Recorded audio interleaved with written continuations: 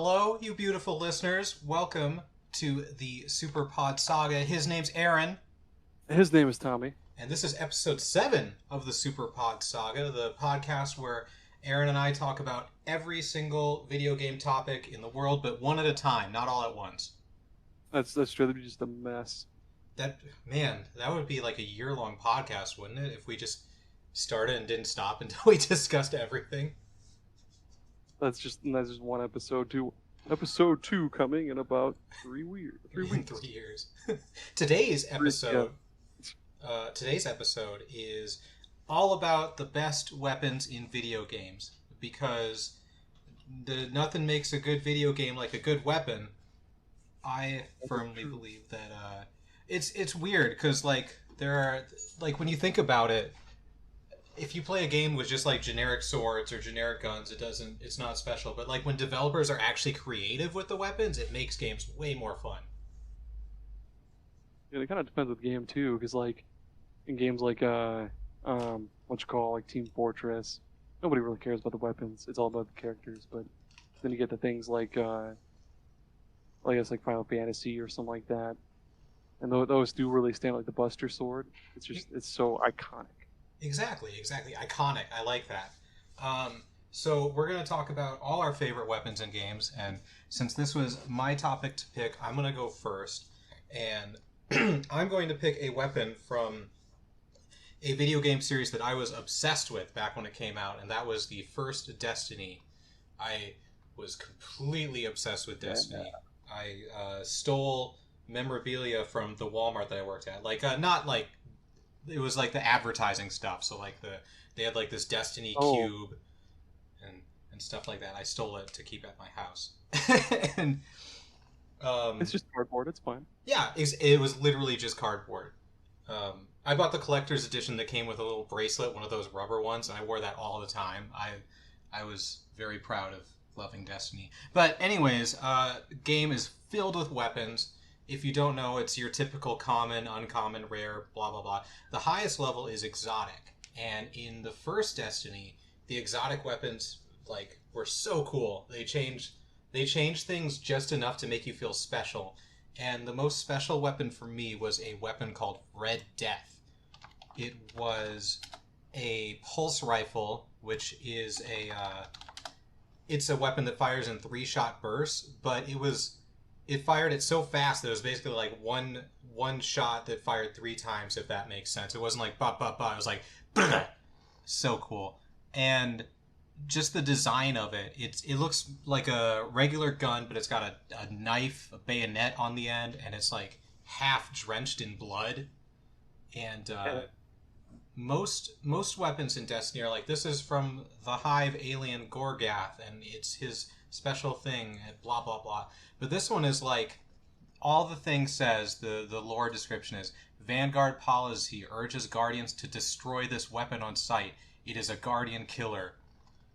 And that was just so sick to me, because as you go through the game, you're just picking up guns left and right, and you're like, I don't know what this is, but I'm going to use it. And then this one is apparently so evil that you're supposed to destroy it on sight. I love that. As for what made it special when using it, every time you got a kill with it, it would start your health regeneration, and it would increase your reload speed for a short time. So if you're just blowing up enemies, it was great for taking out a pack of enemies, because every time you get a kill, you start healing, and then you can reload faster and kill people faster. It was just built upon itself, and it was so great. The name for that should have been just something goofy and generic, like Guardian Killer or Man Shooter. Yeah, Man Shooter. Kills a man. If you get a headshot, it's one shot. And they're bringing back most of the guns to Destiny 2, but they haven't brought back Red Death because they made an alternate version called Crimson, which is just a little hand cannon, and it's just got a little knife on it. And it's still half blood, and it's just, I don't know, it's they took one of my favorite guns and were okay, here's the kid version. It's dude, no, give me Red Death in Destiny 2. The Nerf version, yeah, like they do with Fortnite guns, it shoots foam darts, and that's it. Basically, this is a Guardian Annoyer. Oh man, One of my favorite weapons. There's a ton of sweet weapons from the Devil May Cry series. But probably my favorite is Dante's Sword Rebellion, especially in Devil May Cry 3, because it's got that sweet like skull on the hilt, and it's got like a rib cage, and like it kind of looks like it's made out of bones. But there was like I think 3 total that I was trying to choose from, because there's also Devil May Cry 4, Nero's sword that has like a little would you like I guess like a brake handle from like a motorcycle kind of thing, and you could like if you like squeezed it or something, it would charge the blade and do more damage or something wonky. And then there was one other one that I already forgot, but yeah, Rebellion is just super sweet, and there was just I've played so much of Devil May Cry 3 back in the day that one is just it's ingrained in my brain. Every time I say like the coolest weapons, it just pops up right there, like it's like the wallpaper of my brain's desktop.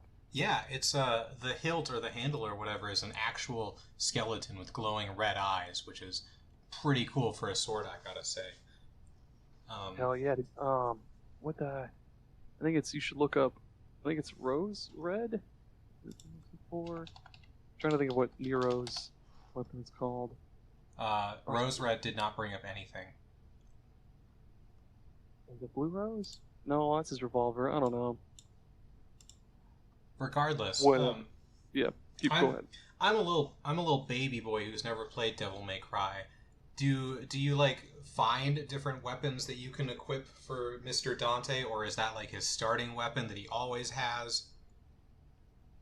Yeah, he always has that one on hand, but it's also like a almost Mega Man kind of thing where certain bosses will drop new weapons and stuff.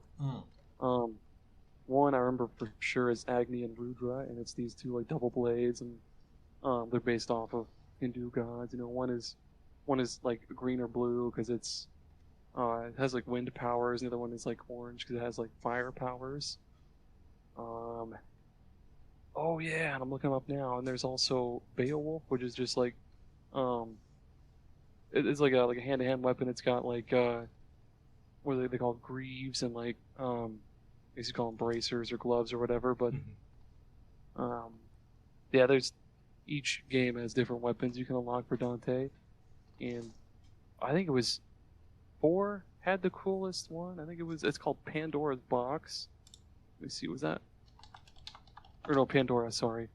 And it's literally just like a briefcase that transforms into into different weapons. Like there's it'll transform into like I think there's like a rifle.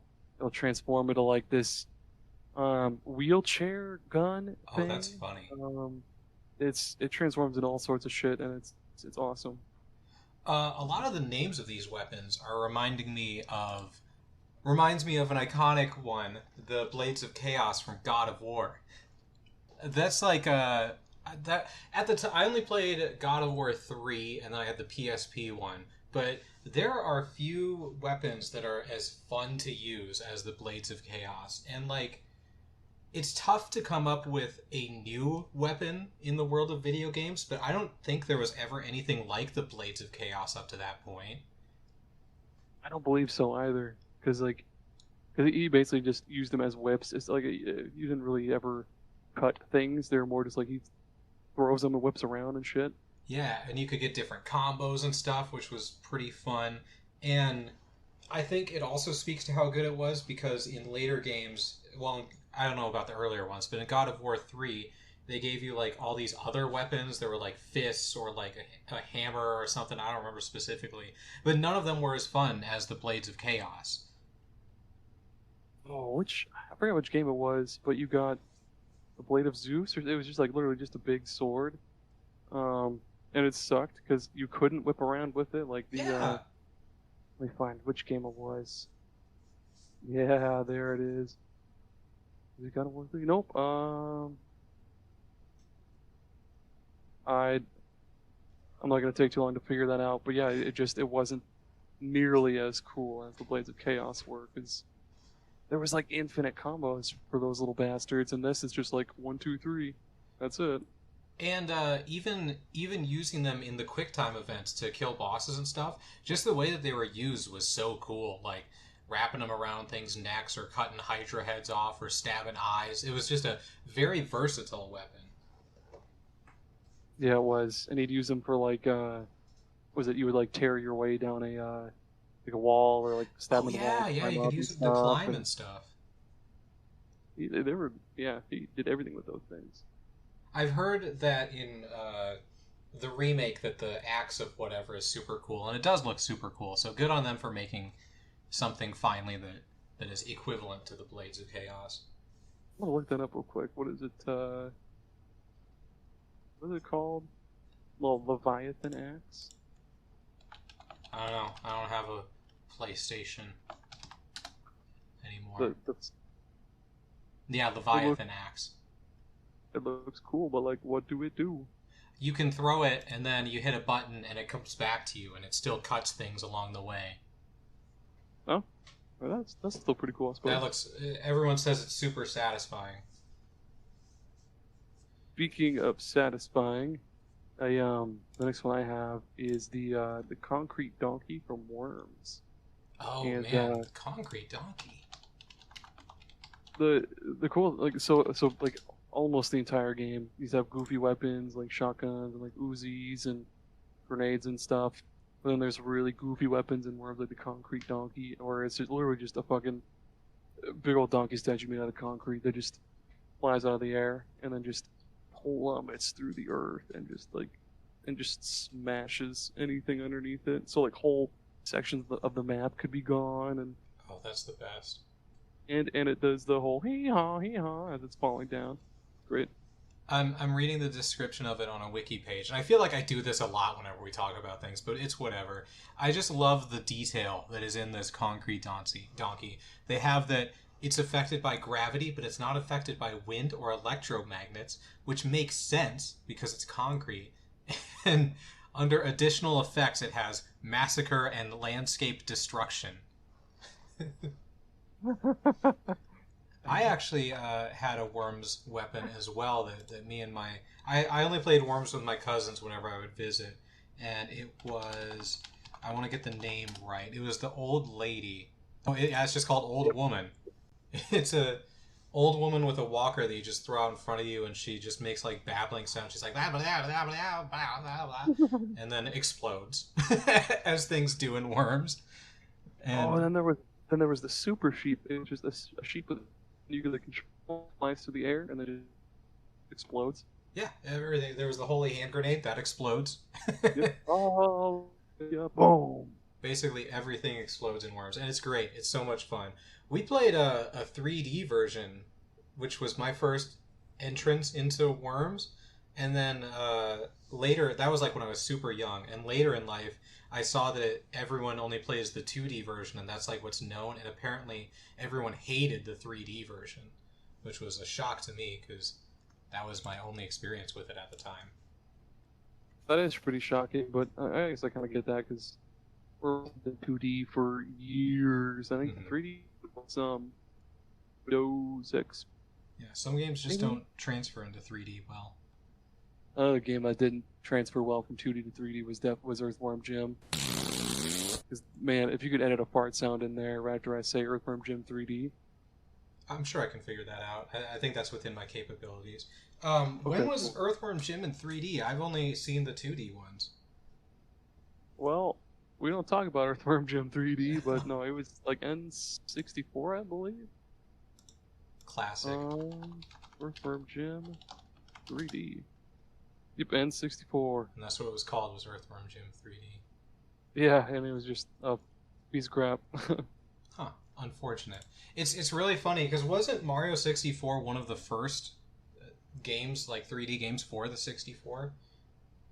Yeah, and it was like one of the first... It was... I guess it was the... what's the word I'm looking for? Like the hallmark, but it was like the foundation for 3D platformers. Benchmark, there you Something go. like that. But yeah, that's what I was going to say, is like, they had the textbook right there for how to do it, and it's crazy that so many games couldn't figure it out when it's right there.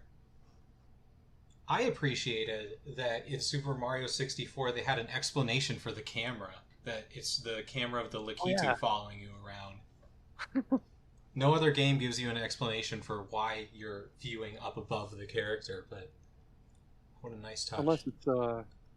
Unless it's Manhunt, where it's just like you're in a snuff film because you got kidnapped. Haha, Manhunt.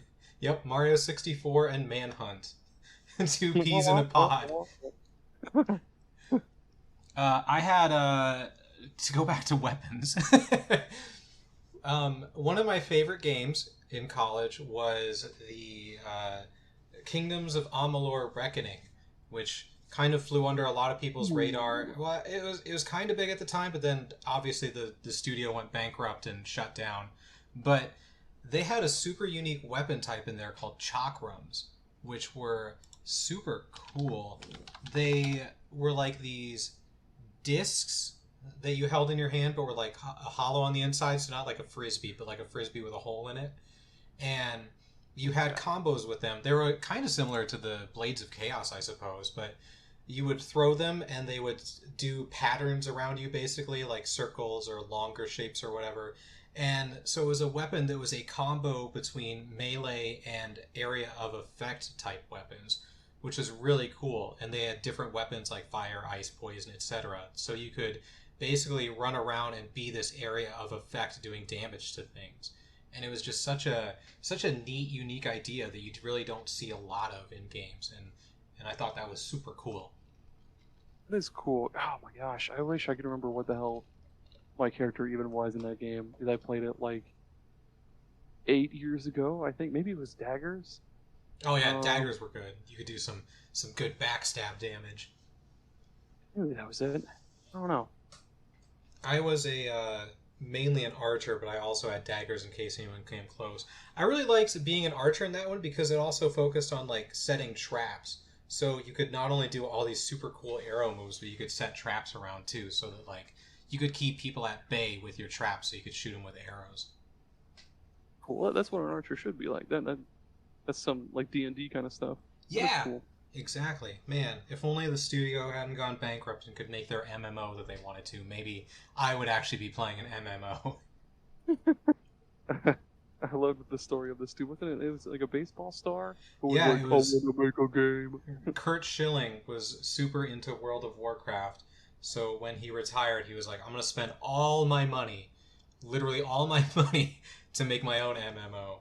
And they made Kingdoms of Amalur Reckoning to fund the MMO, and they also made a deal with the state of Rhode Island to be headquartered there. And then Mr. Schilling didn't actually know how to run a video game company and lost all of his money. He lost all of it, and the state of Rhode Island never got their money. The actual developers never got their money for their work. It just ended up in a horrible mess.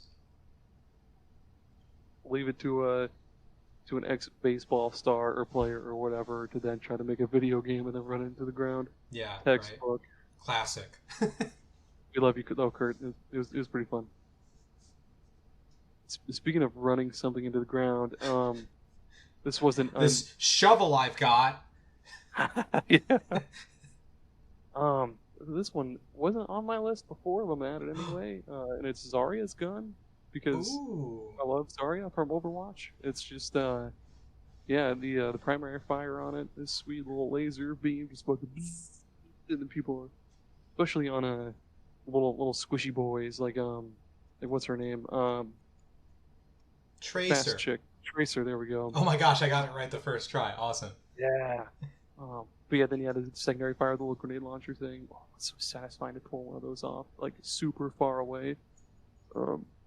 And that's one of the best designs guns in Overwatch, I'd say, because also her other ability is shielding herself and shielding allies.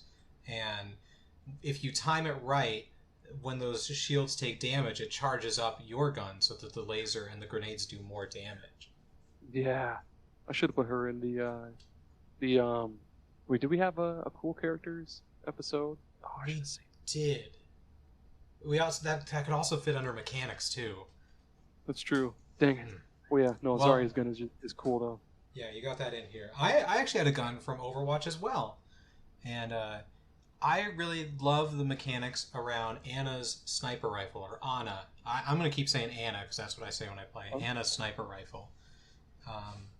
For a long Destiny really, or not Destiny, Overwatch likes to kind of not give the healers cool stuff.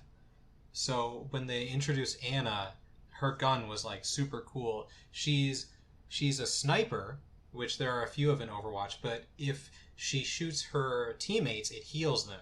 And if she shoots the enemies, it damages them.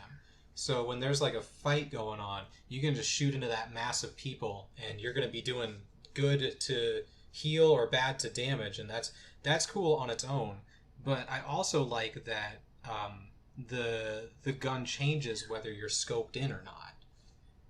If you're I hope I can explain this okay. If you're not scoped in and you shoot the sniper rifle, the bullet actually travels through space. It's like a projectile, and so it moves a bit slower, and it like moves through space. If you're zoomed in, it's an instant. When you click the mouse button, it instantly hits whatever you're aiming at. So we've got that flexibility. Like when there's a mass of people, you want to fire it without being scoped in, so that you have a better chance of hitting things. But if you're only focusing on one person, you can zoom it in to focus on that one thing and try and just click on them. I always think it's interesting that like the complexity of Overwatch characters varies so much.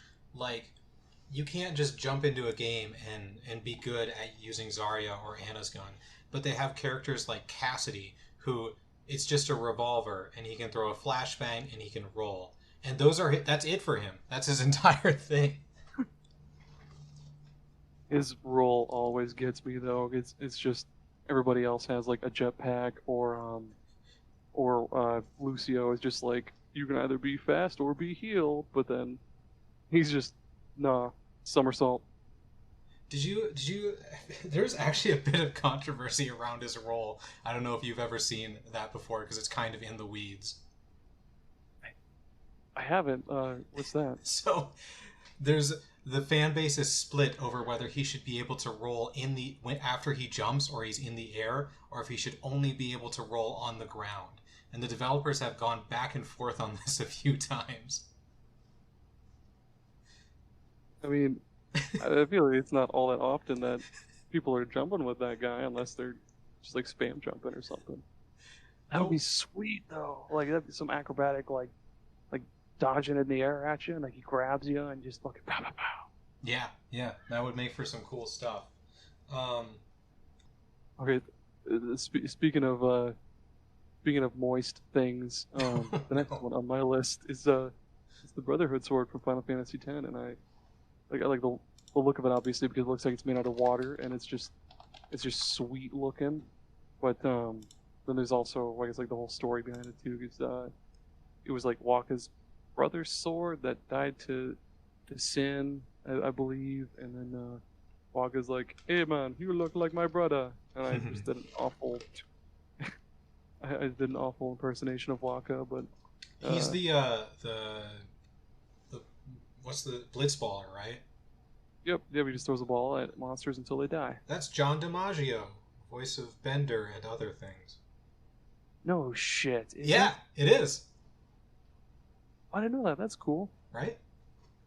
Oh yeah, and his brother's name is Chapu, and he was married to Lulu. As everyone knows. Chapu.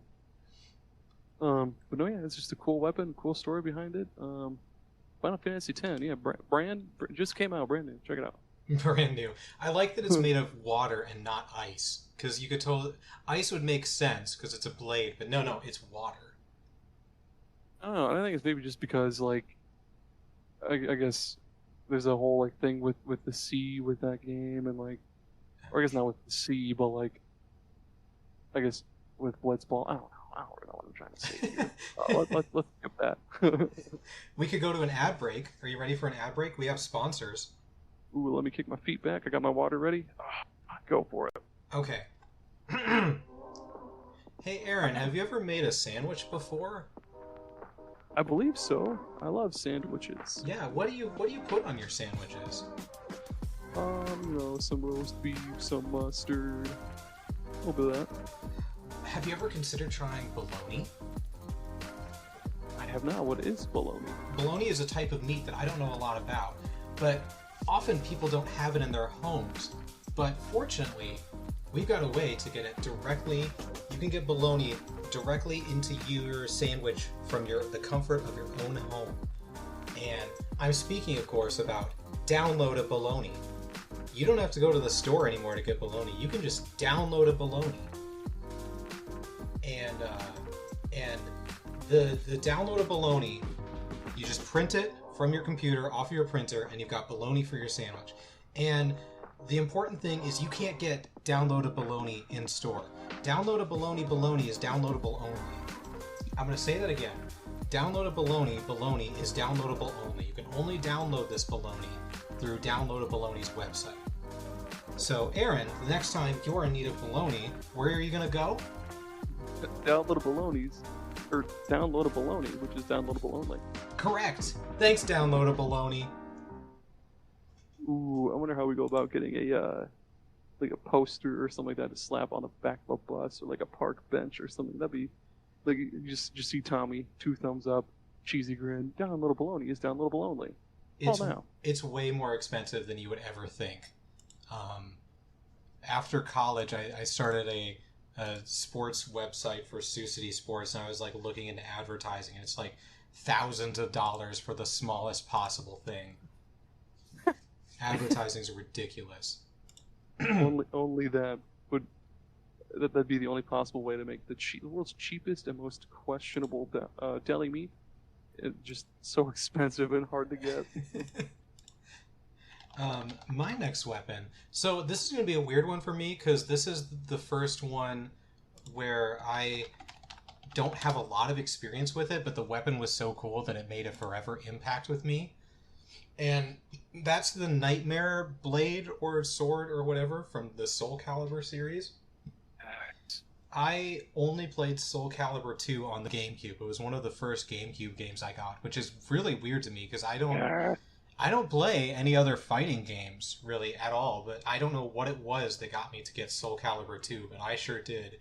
And the character I played with most was Nightmare, and he's got this giant sword. It's like taller than himself, and it's all meaty and gross, and it's got a giant eye right in the middle that looks around and stuff.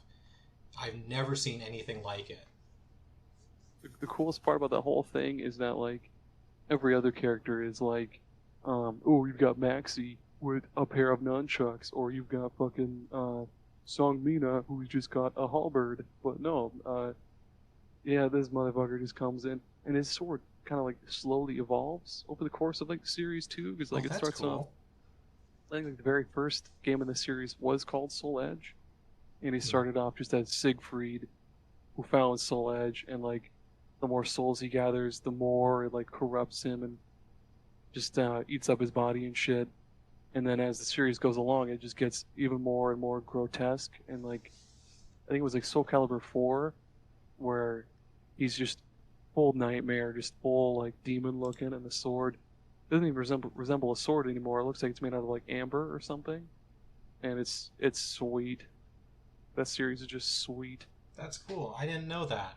Okay, this is going to sound crazy, but I didn't even know there was a story to Soul Calibur, even though there was probably a story mode in Soul Calibur 2. I don't know what I did in that game. I just remember playing Nightmare and being like, he's so strong, look at him smash. Smash. Did you ever... Yeah, you played as Link in that one then, didn't you? Did you have the GameCube one? Yeah, I had the GameCube one, but I never played as Link because his sword didn't do as much damage. I mean, that's true. That was all I cared about. Like, it took me so long in life to figure out that the most powerful things aren't always the best.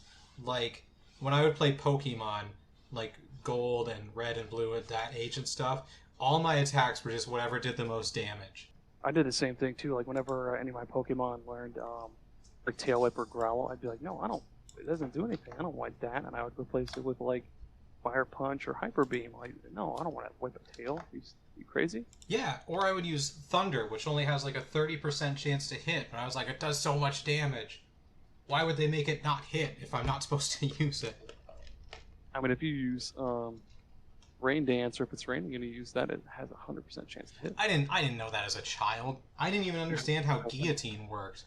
it said it's a one-hit KO, and I'm like, what does that mean? I don't know what those words mean. What's a ko? Yeah, exactly. I have a question for you. Yes, sir. We kind of talked about it a little bit, but I don't think either of us had this on our list. What do you think about the Master Sword from The Legend of Zelda's? Oh, that's another iconic one. Yeah. Yeah, I mean, it's been in every game, I'm pretty sure, right? Like, even Link's Awakening? I think so. I'm pretty sure. Yeah, no, that's a pretty cool one. They, when Link was in Soul Calibur 2, actually, that was, like, his first weapon, which is actually his worst weapon. But no, it's cool. I think it's lame.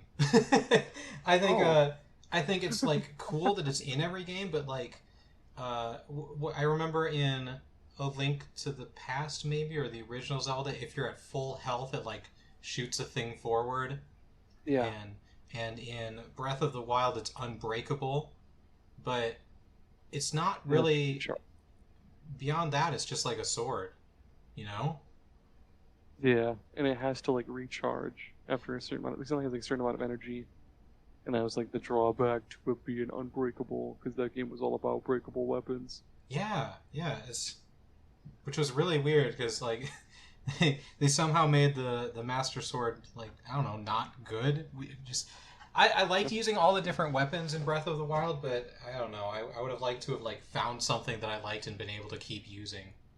I know, like in Skyrim or something like that, when you pick up some like uber badass like unique weapon like the Jabberwocky or whatever the hell it's called, Bobby Jack, that's what it is, or like some Daedric weapon. But nope, Breath of the Wild, it's like here's a goblin sword, 3 hits, it's dead, goodbye. They break surprisingly fast. Like you tell someone, oh, it has breakable weapons, and they're like, oh, that's fine. But no, they break like way faster than they should. And it's not even like I'm pretty sure the weapons in like Dead Rising had better durability. You could just pick up a fucking trash can and beat a zombie to death with it, and it lasts longer than most weapons in Breath of the Wild. Oh, weird times. I think I had the last one, which was Nightmare. What else did you have? Speaking of Nightmare, the last one I have is the Switch Axe from Monster Hunter. I love the Switch Axe so much. I actually have a tattoo of it that I got a couple of years ago. Yeah, and the Switch Axe has been, like, I think the first Monster Hunter I ever played, surprisingly, was World, and then I went to 4, and then I went to Rise. But the Switch Axe is like my weapon of choice, because I remember not being into Monster Hunter at all, and I was like, which weapon is like the coolest to use, or and the Switch Axe was like one of the least used weapons, and of course, being me, I was like, I want to use what nobody's using, so Switch Axe. But it turns out it's actually pretty good because it has like near infinite combos, especially in Rise. But what makes it unique is like, so you start out in like an axe form, and it's got a long reach. It's kind of bulky to use, but as you attack an axe form, you charge up your vial in your blade, and the vials have different things. Like it'll be like a power boost, boost to element damage, or like some ailment or something like that. But then once you switch to your blade form, your attacks, you have less range, but your attacks are a lot faster, and you can do more combos and stuff. And in blade form, your attacks will use that vial, and as you get more and more hits with that, you'll keep building up this other gauge. I forget what it's called, but Switch Axe is just so sweet. Like I'll sometimes use a hammer in Monster Hunter Rise, but then it's like no, Switch Axe it gets the job done, and it does it well. Man, Monster Hunter, what an impenetrable game for me, a child. I've tried, and the combos and the controls are just insane. Like having to hold left bumper and then move the stick up and then hit the other bumper. I'm sure I would enjoy it if I had the time to put into it, but man, so complex. I get that for sure. Like when I first started the game, it's a really clunky game. Like you gotta like hold left bump and then use like A and B to cycle through your like tool belt. But then, God forbid, you want to use an emote. Holy shit! You gotta hold down like some other button and use your fucking stick. I don't know. Yeah, it is pretty clunky. I get that. And you gotta emote on their corpses. You can't just not emote. Yeah, there's no teabag. You have to emote. There's no crouch. Yeah, no, I'm telling you, Tommy, buy the game, and you got me here to teach you. We'll play. I'll lead you to glory. We'll be the premier podcast tag team super duo, and we'll stream it, and we'll become famous. If we ever make enough money that we could have the time commitment to stream, that is absolutely something we'll do. Is you teaching me to play Monster Hunter? We'll call it baby's first Monster Hunter. Monster Hunter for I was gonna say dummies, but you're not a dummy. You can say it. Baby's first Monster Hunter for dummies. Perfect. I only had one weapon left, and it is absolutely not a weapon for babies, as really there aren't any weapons for babies, I guess. But another iconic one is the Lancer from Gears of War. Oh yes. For those of you who aren't aware, the Lancer is it's a big old gun, and it's got a chainsaw on the bottom of it that you can start up, rev up, and you can slice through enemies with it. And I like it a lot because just the design itself is super cool. It's a gun with a chainsaw. When have you ever seen that before? But it isn't like an auto use thing. You have to hold the B button to actually rev it up and start it, and then you have to go into someone. You can't just hit a button and use it. You have to plan in advance when you want to use it by charging it up and running into people. I thought that added a nice layer of complexity to it. Yeah, because if you try to charge it up and then you run at somebody and then they just toss a bullet at you, or they toss just a small pebble at you, your character will be like, and they'll lower it, and then ouchie. You're stuck. Yeah, my ego. You're stuck there for a minute, and then you get blasted with an Asher. God, oh my God! I used to try so hard to be so good at the online multiplayer in Gears of War 3, but literally everybody only uses the Nasher, and they'd somehow just get close to you, headshot with a shotgun, and then that's it. It's weird to me, but Gears of War still has an online competitive scene. Every once in a while I get a TikTok of people playing Gears of War online, and I'm like, whoa, this is a thing, huh? Yeah, it's so wild. I'm sure maybe it's different now because they're on number 5, I think. Yep. But in the Gears of War 3 days, everybody only ever used an Asher.